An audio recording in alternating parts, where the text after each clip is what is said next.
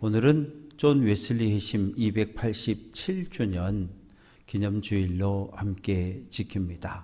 존 웨슬리 목사는 감리교회를 시작한 목사님이셔요.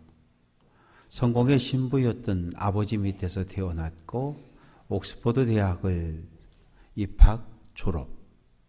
그래서 영국의 국교회인 성공회의 신부가 되었습니다. 그런데 존 웨슬리 목사가 진보적이고 개방적인 목회 사역을 하니까 강단에 서지 못하게 했어요. 그때 존 웨슬리 목사가 내 교구는 전 세계가 나의 교구다 이런 말을 남겼고 광산촌, 어촌, 노숙자들 모여있는 곳, 병원 어디든지 달려가며 복음을 전했던 사람이 존 웨슬리 목사입니다. 한 사람이 변하니까. 근데 어떻게 변했냐 하면 웨슬리는 하나님을 잘 믿는 목사였어요. 그리고 옥스퍼드 대학을 수석으로 졸업할 정도로 똑똑한 사람이었고, 그런데 내 생각대로 살았어요. 내 생각대로 목사를 하고 선교사를 나가고, 그런데 실패했어요. 그래서 어느 날 낙심한 마음을 가지고 5월 24일 오후 8시 40분쯤 모라비안 교도들이 모인 기도회에 참석했는데 로마서 서문을 읽고 있었는데 의인은 오직 믿음으로 말미암아 산다. 그 말씀을 들을 때에 그 말씀이 가슴에 꽉 박혔고 그리고 등이 따뜻해짐을 느꼈다. 그래서 그것을 회심이라고 표현합니다. 지금까지는 내 생각에 옳은 대로 길을 걸어갔다면 이제 내 생각을 내려놓고 인생을 180도 돌려서 예수님의 뜻에 순종하는 삶으로 다시 결단한 나를 회심이라고 표현하고 있습니다. 기념한다는 건 기억한다는 거예요. 기억하면 감사할 수 있고 기억하면 그 뒤를 본받아 따라갈 수 있습니다. 웨슬리 목사가 예수님의 뒤를 따라갔던 것처럼 오늘 우리도 예수님의 뒤를 따라가는 작은 예수로 살아갈 수 있기를 주님의 이름으로 축원합니다. 갈라디아서는 로마서와 함께 한국의 목사님들이 교인들이 대단히 좋아하는 성경 중 하나입니다. 왜냐하면 오직 믿음으로 말미암아 구원을 얻는다고 주장하기 때문이죠. 종교개혁자였던 마틴 루터는 나는 갈라디아서와 결혼을 했다. 그렇게 표현했을 정도로 갈라디아서를 아주 사랑하고 좋아했던 성경입니다.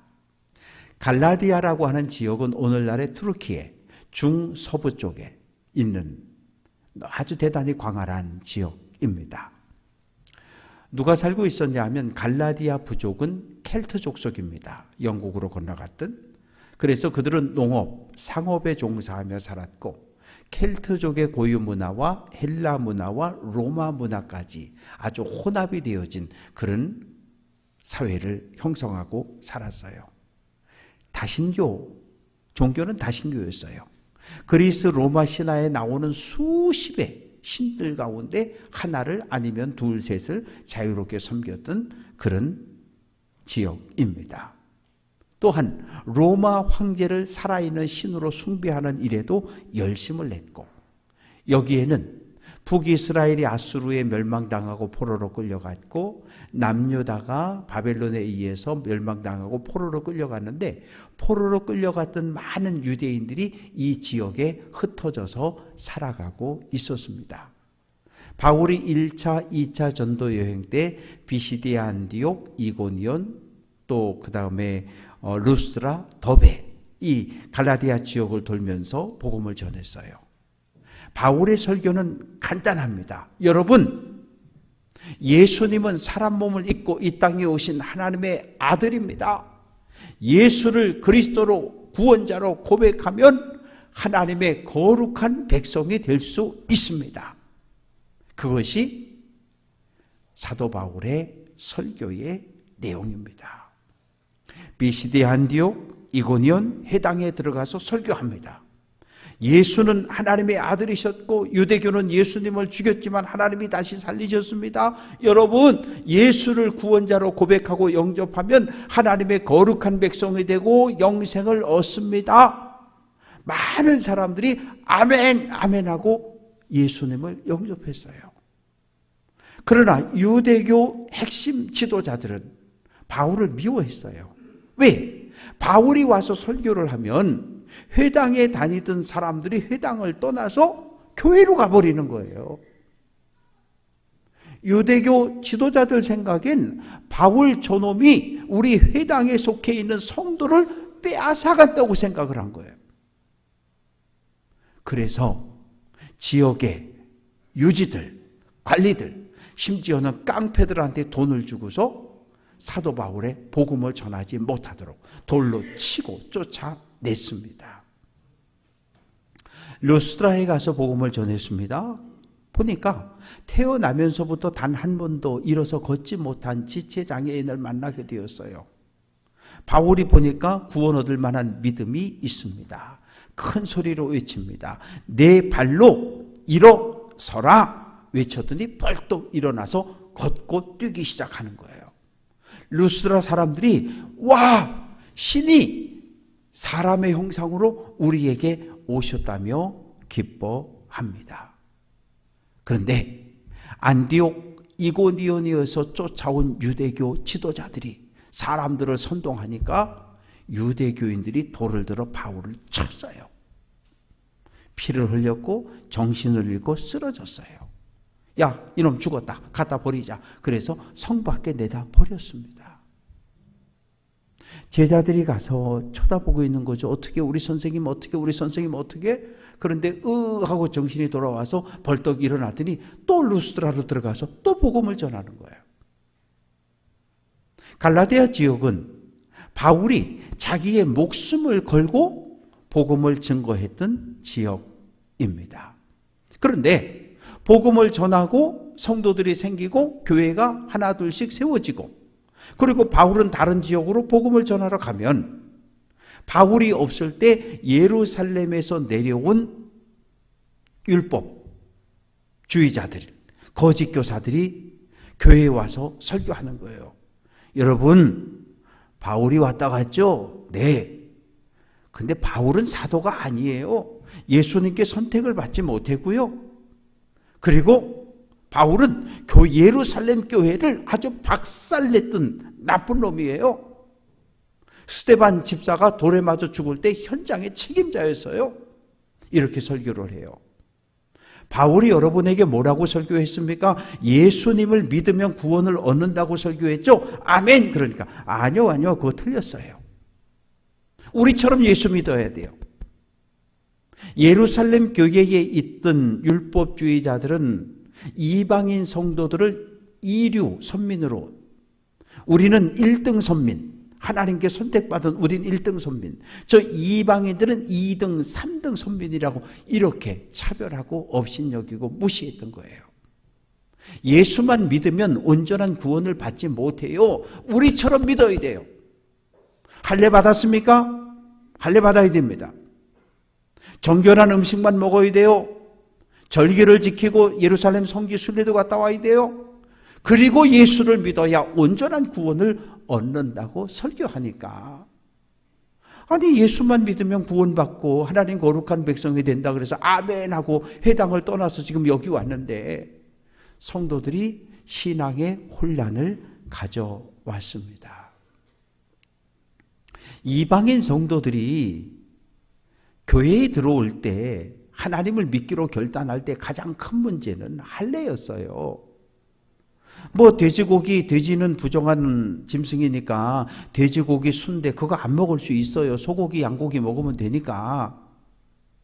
1년 이렇게 저축해가지고 예루살렘 성지순례 갔다 올 수 있어요. 그런데 이거 할례는 다른 문제거든요. 당시 로마 사회 전체에는 할례라고 하는 것, 요즘 포경수술이잖아요. 아이들이 태어나면, 남자아이들이 태어나면 8일 만에 할례를 행하는데 이미 때를 지나서 성인 어른이 됐잖아요. 어른이 할례를 어떻게 받습니까? 그리고 할례는 미개한 저 아프리카 쪽 사람들이나 받는 거지, 로마 사회에 살아가는 문화인들은 할례 안 받는 거였거든요. 오늘날은 병원에 가서 위생적인 상태에서 할례를 행하지만 옛날엔 대단히 비위생적인 환경에서 할례를 행하다 보니까 사람이 죽기도 하고 성적 불구가 되기도 하고 이런 일들이 비일비재했거든요. 그런데 바울이 와서 이야기하는데, 여러분 할례 안 받아도 돼요. 할례 안 받아도 예수를 그리스도로 고백하고 영접하기만 하면 죄사함 받고 하나님의 거룩한 백성이 됩니다. 이렇게 설교해서 다 교회 들어온 거예요. 사도 바울은 3차 전도 여행 중에 고린도에 머물고 있습니다. 갈라디아 교회의 문제에 대해서 이야기를 들었어요. 그래서 급하게 쓴 편지가 갈라디아서 편지입니다. 아버지의 마음을 담고 있어요. 내가 복음을 전했고 교회가 세워졌는데 내 사랑하는 자녀들이, 믿음의 자녀들이 신앙이 흔들리고 있다는 이야기를 듣고 아버지의 마음을 가지고 안타까움을 가지고 기도하는 마음으로 편지를 쓰고 있어요. 단 한 명의 성도도, 단 한 사람의 믿음의 자녀들도 이단에게, 거짓 교사에게 빼앗기고 싶지 않다는 안타까움을 가지고 이 갈라디아 편지를 썼습니다. 회심이라고 하는 것은 생각을 바꾼다는 거예요. 생각을 바꾼다. 쉽게 표현해 보면, 우리가 이제 여름이 다가오고 햇볕이 강해지면 선글라스를 끼잖아요. 그런데 선글라스를 갈아 끼는 거예요. 지금까지는 내가 까만색 선글라스를 끼고 살았어요. 까만색 선글라스, 아주 짙은 걸 쓰고 살면 모든 게 다 까맣게 보이잖아요. 다 검게 보이는 거예요. 빨간색을 쓰면 온 세상이 다 뻘겋게 불난 것처럼 보이는 거예요. 회심이라고 하는 건 지금까지 내 생각대로 살았어요. 내가 계획하고 내가 시험 쳐서 내가 대기업 들어가고 중소기업 들어가고 그리고 내 인생을 내 맘대로 살았어요. 근데 살다 보니까 내 인생의 주인이 내가 아니다라는 거예요. 내가 내 인생의 주인이면 절대 일어날 수 없는 일들이 주변에서 계속 일어나고 있는 거예요. 그래서 나는 내가 내 인생의 주인인 줄 알았는데 믿음의 인생의 길을 걷다 보니까 내가 내 인생의 주인이 아니구나. 그것을 깨닫고 예수님께로 180도 발걸음을, 인생을 전환하는 것, 이것을 성경은 회심이라고 이야기를 합니다. 즉 하나님과 관계 없는 삶을 살다가 하나님께로 돌아와 하나님과 관계 맺는 삶을 살아가는 것, 이것을 성경은 회심이라고 이야기해요. 바울은 어떤 사람입니까? 유대교에 있을 때 하나님을 뜨겁게 사랑하고 믿었던 사람이에요. 그러면 기독교 와가지고는 하나님을 안 믿었습니까? 아니요. 기독교 교회에 와서도 하나님을 뜨겁게 사랑하고 믿었던 사람이 바울이에요. 다만 한 가지, 하나님의 뜻을 몰랐어요. 교회를 박살내고 성도를 잡아 감옥에 가두는 것, 이것이 하나님의 뜻이고 하나님께 충성한다고 생각했던 거예요. 그래서 교회를 박살냈던 거예요. 그런데 부활한 예수님을 만나고 성령 충만해서 보니까 내가 지금까지 잘못된 인생을 살았던 거죠. 그래서 자기 자신의 잘못을 회개하고 하나님의 뜻, 예수님이 그리스도라고 하는 것을 전하기 시작합니다. 14절 말씀에서 이렇게 간증합니다. 내가 유대교를 지나치게 믿었습니다. 내 조상의 전통에 대해 나는 누구보다 열심히 있었습니다. 유대교라고 하는 이 종교는 모세 오경을 중심으로 창조주 하나님을 믿는 종교예요. 유대교와 기독교를 비교해 보면 맨 마지막에 하나가 달라요. 우리는 예수가 메시아로 2000년 전 오셨다고 믿는 사람들이고 유대교는 아직 메시아가 안 왔다고 믿는 사람들이에요. 메시아를 지금도 기다리는 사람들이 유대교인들입니다. 유대교라고 하는 종교를 믿는 사람을 유대인이라고 표현하고요. 이 유대교가 2000년 전에 누구를? 예수를 십자가에 못 박아 죽였던 거예요. 지나치게 믿었다고 하는 이 표현은 이렇게 어디 탐사나 탐험하러 숲에 들어갈 때 앞장서는 사람이 있어요. 누가 앞장서겠습니까? 내가요. 그 누구보다 열심과 호기심, 뜨거움을 가지고 앞장서서 가는 사람이에요. 바울은 학식이 대단한 사람이에요. 왜? 당대 최고의 율법학자 랍비를 뛰어넘는 랍반이라고 불렸던 가말리엘 밑에서 율법을 배웠던 사람이었고 613개의 율법을 지키는 일에 누구보다 앞장섰던 사람이 바로 바울입니다. 열정. 우리가 신앙생활할 때 인생도 그래요. 삶의 매사에 의욕이 없는 사람이 있어요. 그러나 삶에 뜨거움, 열정이 있는 사람이 있어요. 뭐든지 들으면 해보고 싶은 마음속에 이렇게 뜨거움이 일어나는 신앙생활도 그냥 미지근하게 그냥 하는 것보단 마음속에 열정, 뜨거움을 가지고 신앙생활 하는 게 좋아요. 아이들 보세요. 아이들은 5분, 10분만 들고 뛰면 온몸에 땀이 쫙 흐릅니다. 왜? 열이 많거든요, 아이들이. 열정이라고 하는 건 가치 중립이에요. 선한 것도 아니고 나쁜 것도 아니에요. 칼로 이야기해 볼까요? 칼은 가치 중립이에요. 그런데 이 칼을 강도가 들고 있으면 이 칼 가지고 뭐 하겠어요? 사람을 협박하고 찌르고 빼앗는 일에, 죽이는 일에 칼을 쓰는 거고요. 의사의 손에 들린 칼은 뭐 하는 거예요? 수술하고 째고 사람을 살리고 병을 고치는 일에 쓰여지는 거예요. 바울은 유대교에 있을 때 그 뜨거웠던 열정을 가지고 교회를 박해하고 탄압했던 거예요. 그런데 나중에 정신이 들어서 보니까 잘못한 거죠. 부활한 예수님 다메섹 가다가 만났어요. 사울아, 사울아, 내가 어찌하여 나를 박해하느냐? 딱 들어보니까 하나님의 음성이 분명한데, 아니 나는 하나님을 박해한 적이 없어요. 그런데 하나님은 이 땅의 교회를 박해하고 예수 믿는 성도를 박해한 것을 곧 예수님을 박해했다라고 그렇게 말씀하고 계시는 거예요. 이 땅에서 고난받는 교회, 이 땅에서 탄압받는 성도와 예수님을 동일시하셨습니다. 바울은 그렇게 생각했어요. 대제사장이 예수를 따르는 사람들은 저거 거짓말쟁이야. 예수는 죽었고 그 영혼이 지옥에 떨어져 고통당하는데 사흘 만에 부활했다고 저놈들 거짓말하는 거야. 거짓말하는 놈은 어떻게 다 잡아서 감옥에 집어넣어야 돼. 그래서 앞장서서 예수 믿는 사람을 잡아서 때리고 감옥에 집어넣었어요. 한 사람을 잡아서 감옥에 넣을 때마다 하늘나라의 상급이 착착착 쌓여간다고 생각했던 건데 정신을 차리고 보니까 잘못한 거예요. 사랑하는 성도 여러분, 죄를 지었어요. 죄를 지었으면 하나님이 정의로운 하나님이라면 바울이 길을 가는데 벼락을 땅 때려서 죽이시든지 아니면 강도가 나타나 칼을 찔러서 죽이시든지, 그러면 우리가 생각할 때 야, 정말 하나님은 정의로우시는 분이 맞아. 하나님의 교회를 박살내고 성도를 잡아 감옥에 가둔 저 바울 하나님이 심판하셨어? 우리는 하나님께 영광을 돌릴 수 있잖아요. 그런데 하나님이 바울을 안 죽이셨어요. 살려놓으셨어요. 왜? 이방인에게 복음을 전하는 일꾼이 되라고.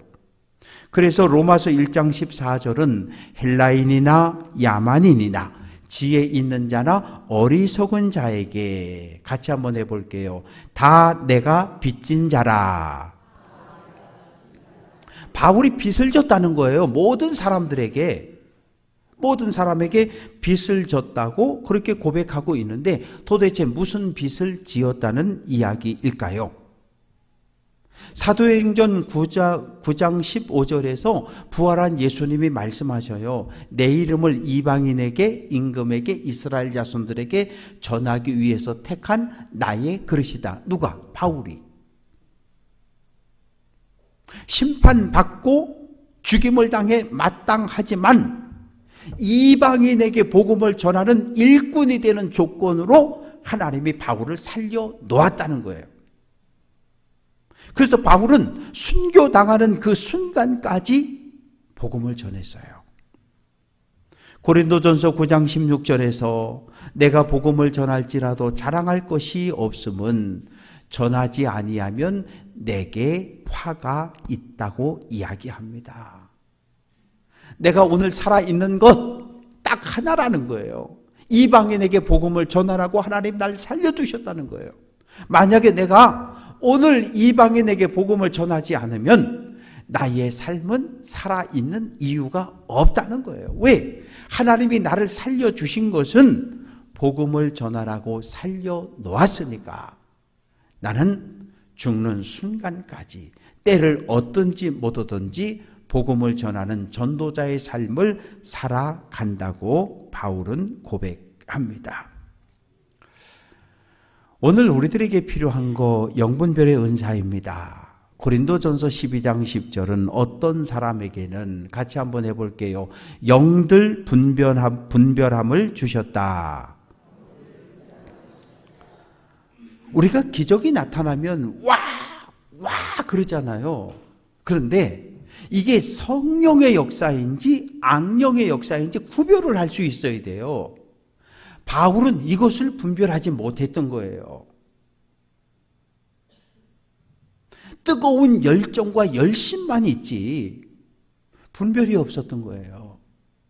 뜨거운 열심을 가지고 유대교에 충성하며 교회를 박살내며 달려갔더니 열심히 갔는데 하나님이 안 계신 거예요. 하나님의 뜻이 아닌 거예요. 그래서 바울은 180도 발걸음을 돌려서 하나님께로 하나님의 뜻에 순종하는 삶으로 바꿉니다. 그래서 15절 16절은 구약 성경을 인용하고 있는데 하나님의 택함을 받았다고 고백하고 있는 거예요. 이사야 49장 1절 여호와께서 태로부터 나를 부르셨고 내 어머니의 복중에서 내 이름을 기억하셨다고 이야기합니다. 바울은 대단한 고집쟁이에요. 고집이 대단히 센 사람이에요. 누가 바꿉니까? 아무도 못 바꿔요. 사랑하는 성도 여러분, 그렇게 이야기하시는 분들이 있어요. 목사님, 나 원래 이래. 아니, 그건 자랑이 아니에요. 예수 믿고 20년, 30년 지났는데도 예수 믿기 이전에 더러운 성질을 그대로 가지고 있는 거예요. 그리고 뭐라 그러면 나 원래 이랬대요. 나 원래 이렇다면 둘 중에 하나죠.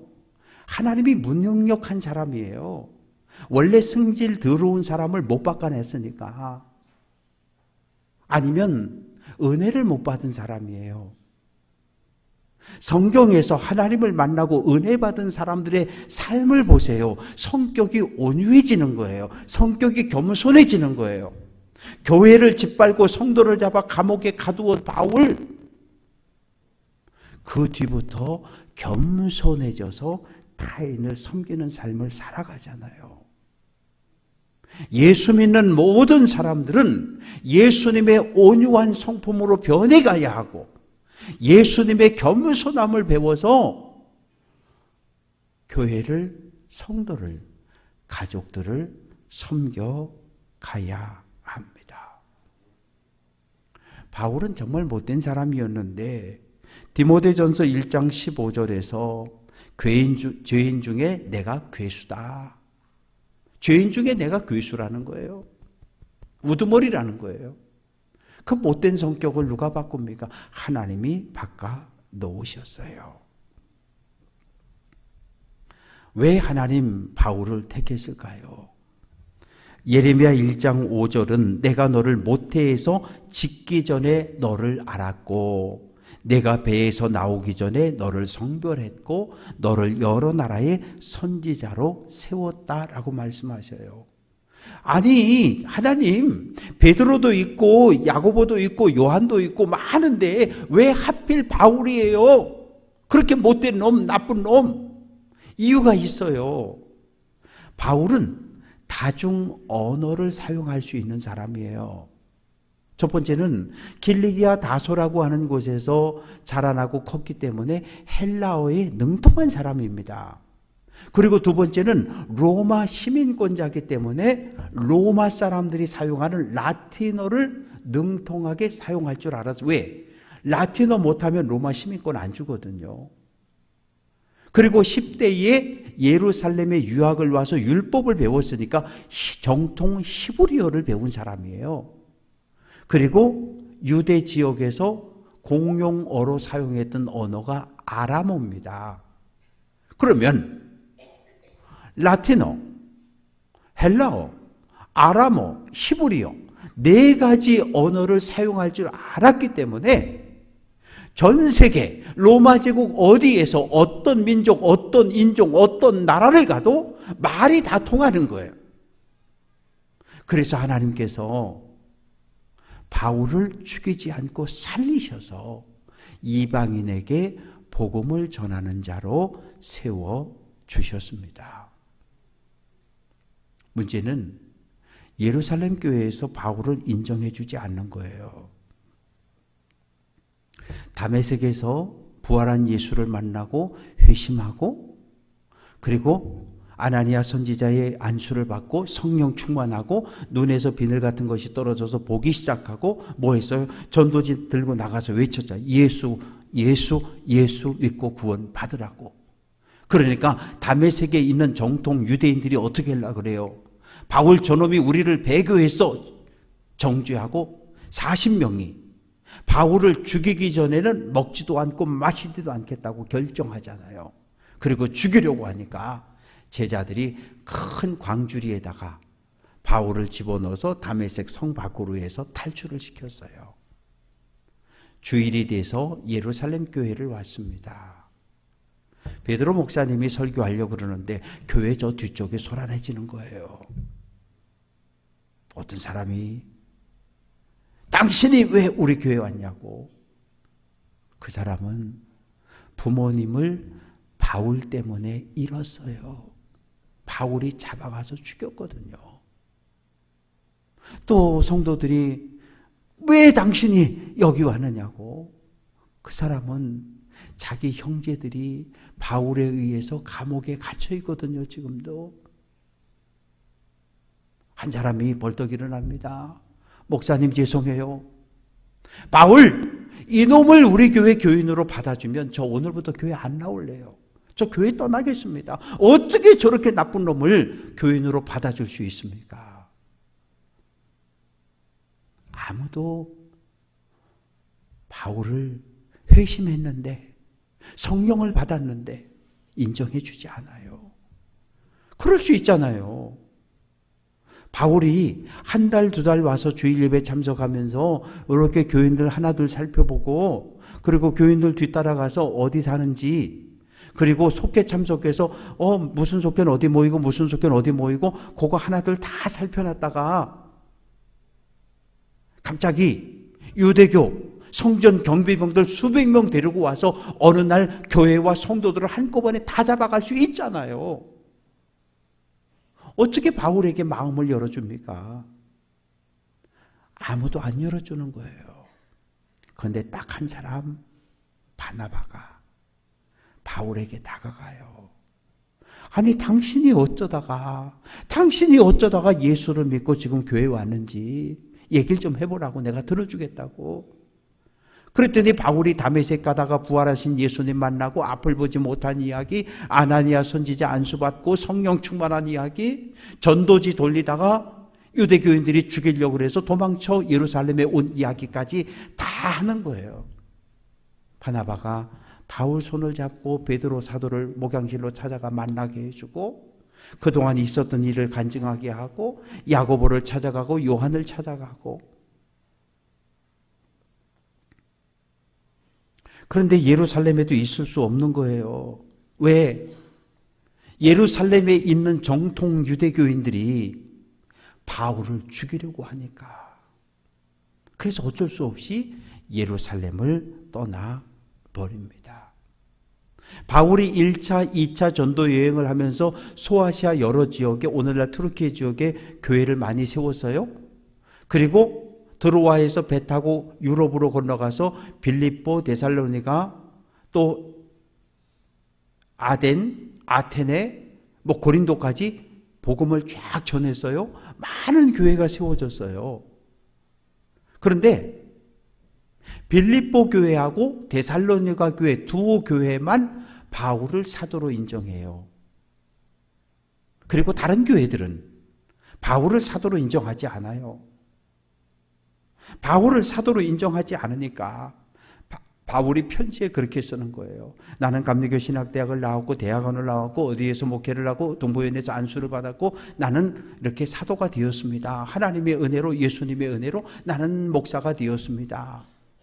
그러나 빌립보 교회와 데살로니가 교회에 쓴 편지는 여러분에게 주님의 평화와 하나님의 은총이 함께하기를 빕니다. 그러면서 바로 설교를 해버립니다.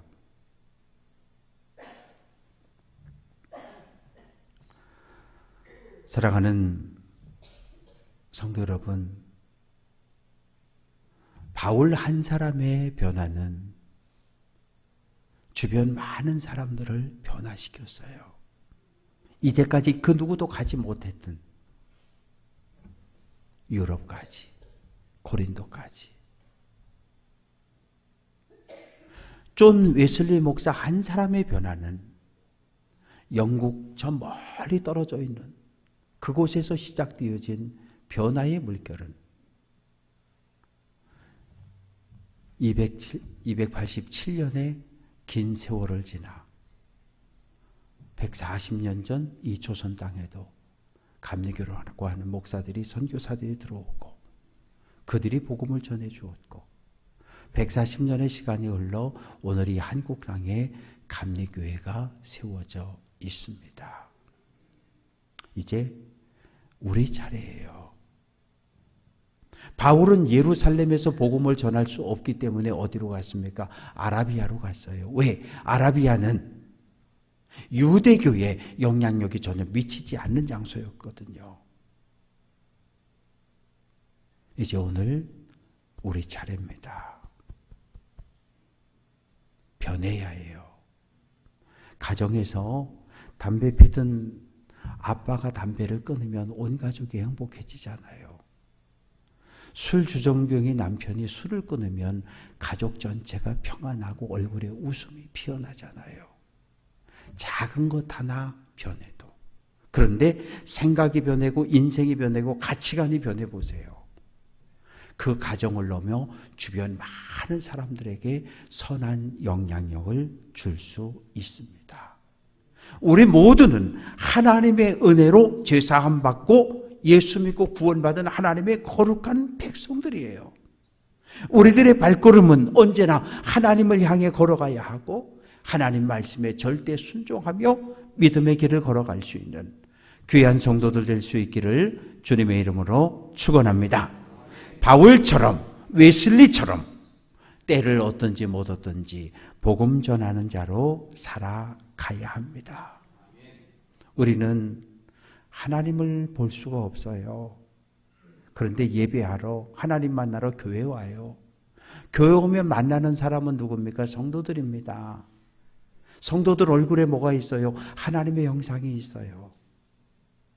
하나님은 눈에 보이지 않는데 하나님의 형상을 가진 성도들을 만날 때 우리는 예수님의 사랑으로, 예수님의 겸손함, 예수님의 온유함으로 서로가 서로를 섬겨가는 거예요.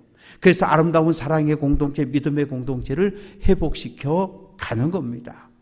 오늘 만난 모든 사랑하는 성도들을 하나님 대하듯 주의 사랑으로 겸손으로 섬겨주시기를 주님의 이름으로 축원합니다. 하나님 부름받는 그 순간까지 복음 전하고 하나님 은혜에 감사하는 귀한 성도들 될 수 있기를 주님의 이름으로 축원합니다.